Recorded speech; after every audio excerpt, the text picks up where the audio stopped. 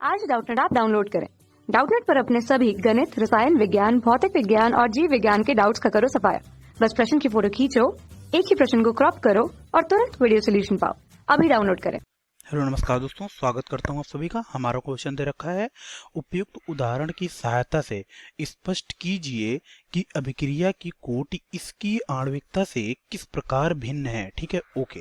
अब दोस्तों यहाँ पे पूछ रहे हैं कि कोटि आणविकता से किस प्रकार भिन्न है। ठीक है, अब देखो, अगर मैं एक तरफ कोटि लेके चलूं, एक तरफ आणविकता लेके चलूं, मैं सारणीबद्ध तरीके से अगर आपको समझाऊं तो चीजें थोड़ा इजी फॉर्मेट में समझ में आएंगी। ठीक है, तो मैं क्या करता हूँ, एक सारणीबद्ध तरीके से आपको समझाने की कोशिश करता हूँ कि आप कैसे समझेंगे चीजों को।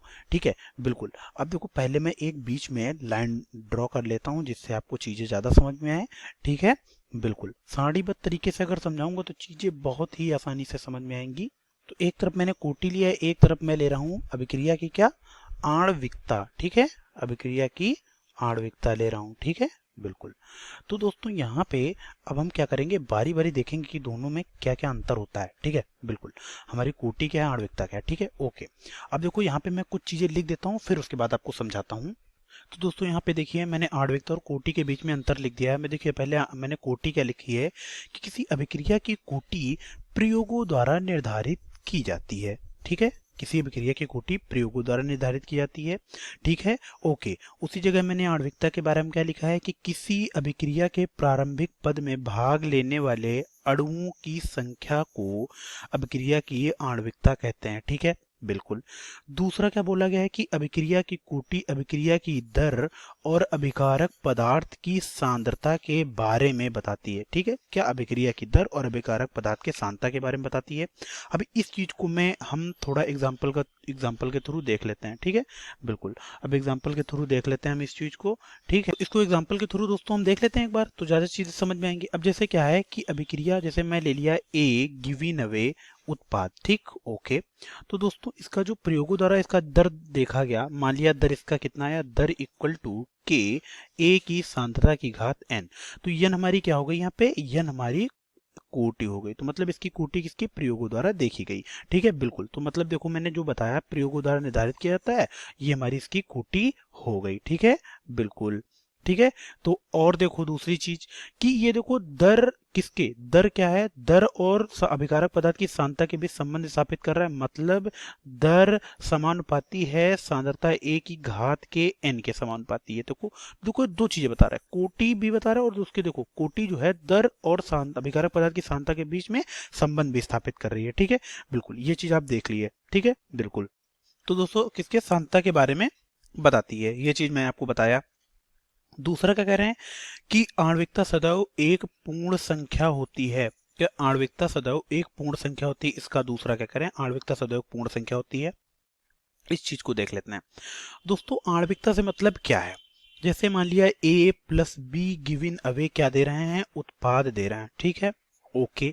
तो दोस्तों यहाँ पे ए का एक अणु, ए का एक अणु, बी का एक अणु, दोनों देखो आपस में क्या कर रहे हैं, संघट्य करके हमारा क्या उत्पाद बना रहे हैं। तो इसकी आणविकता कितनी हो गई, एक प्लस एक इक्वल टू दो।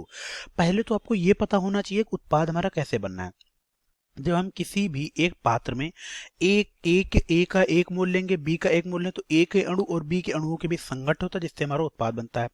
तो यहाँ पे देखो क्या है, ए का एक अणु ये है, बी का एक अणु ये है, दोनों क्या कर रहे हैं, देखो दो मिलकर कितने, दो दो अणु बना, मतलब की आणविकता दो। अब ऐसा तो होगा नहीं कि यहाँ पे एक आधा अणु ले लें, आधा अणु का मतलब कोई अस्तित्व तो है ही नहीं।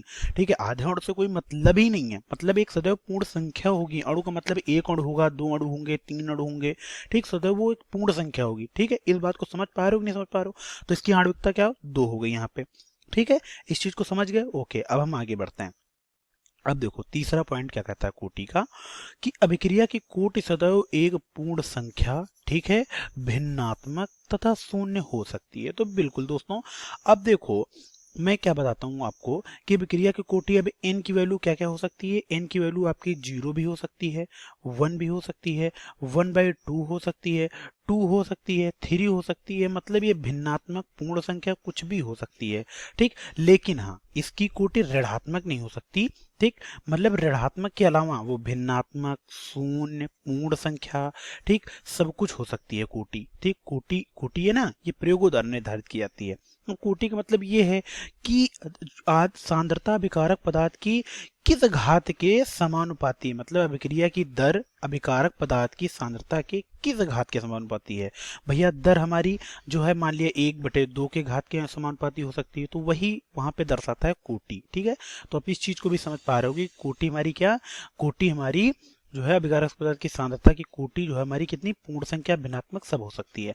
अब दोस्तों यहाँ पे कह रहे हैं कि अभिक्रिया की आणविकता शून्य नहीं हो सकती। ठीक, अभिक्रिया की आणविकता शून्य नहीं हो सकती।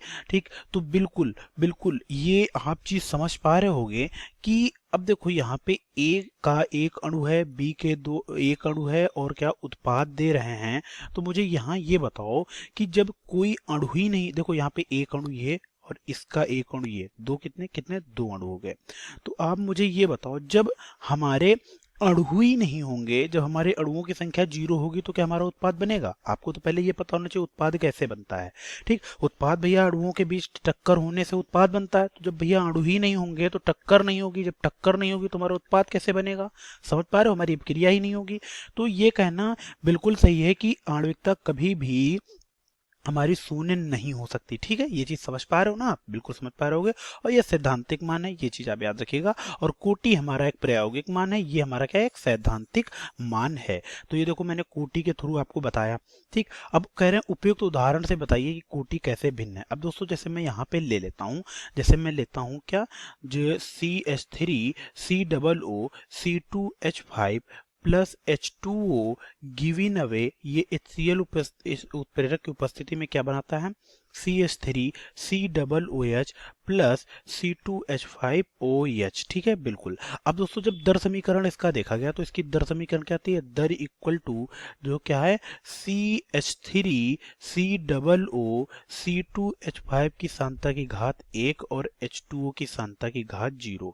ठीक, ओके। और जबकि अब देखो यहाँ पे अगर आप इससे देखो तो कोटि कितनी आ रही है, कोटि भैया इसकी क्या आ रही है, 1 आ रही है। ठीक है, ओके। और आणविकता कितनी आ रही है, आणविकता आप देख पा रहे हो यहाँ पे, आणविकता देखो इसका एक अणु H2O का एक अणु, आणविकता कितनी, आणविकता 2 आ रही है। मतलब देखो दर समीकरण से हमें ये पता चल रहा है कि इसकी कोटि भैया 1 आ रही है। देखो कोटि कितनी, 1 आ रही है, शून्य है तो 1 + 0 करोगे 1 ही आएगा। तो कोटि तो भैया 1 आ रही है, लेकिन आणविकता कितनी आ रही, 2। मतलब हम ये भी कह सकते हैं कि आणविकता और कोटि का मान, जो कोटि सामान्य भिन्नात्मक दोनों हो सकती हैं, एक दूसरे के समान भी हो सकती है, कभी कभी कोटि और आणविकता बराबर भी हो सकती हैं और कभी भिन्नात्मक भी हो सकती हैं, ये भी आप कह सकते हो। ठीक है, बिल्कुल। तो दोस्तों यहाँ पे देखो कोटि जो है हमारी इससे किस प्रकार भिन्न है ये भी मैंने आपको समझा दिया, एक उदाहरण लिया उसके थ्रू मैंने आपको समझाया चीजें क्या हैं। ठीक है, बिल्कुल। तो मैं आशा करता हूँ ये पूरा क्वेश्चन आपको समझ में आया होगा। धन्यवाद। कक्षा 6 से 12वीं से लेकर नीट, IIT, JEE वो एडवांस के लेवल तक 1 करोड़ से ज्यादा छात्रों का भरोसा। आज ही डाउनलोड करें डाउटनेट ऐप या व्हाट्सएप करें अपने सारे डाउट्स 8400 400 400 पर।